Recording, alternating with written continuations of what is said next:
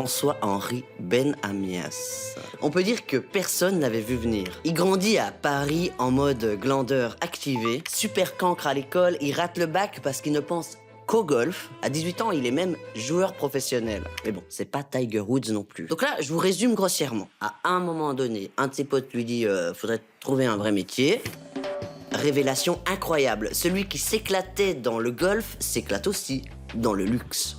Et il est bon vendeur. En 94, il arrive chez Audemars Piguet. Il apprend bien ses leçons. Il connaît rien à l'horlogerie, mais il sait parfaitement comment vendre des trucs chers à des gens. Droit au but, perçu comme têtu, plutôt directif. S'il avait 4 pattes, il serait... C'est facile, un lion. Et il devient le roi de sa petite jungle en 2012. À la tête d'Audemars Piguet pendant 10 ans, le chiffre d'affaires quadruple. Et la marque prend de la valeur. On ne compte plus les collabs avec Jay-Z, Schwarzenegger, Mohamed Ali.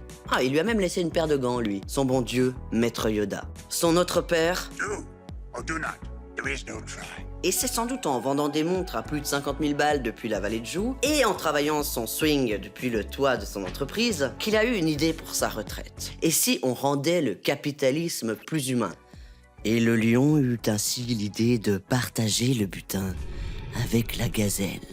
Il quitte Audemars Piguet il y a 3 ans et il fonde THMG. The Honorable Merchants Group, un consortium d'entreprises du luxe qui ambitionne de changer les règles du jeu. Il entretient le mythe du boss qui ne dort quasi pas, qui se lève pour bosser à 4 heures du matin, parfois un peu gonflé, à 2 doigts de se prendre pour Mozart.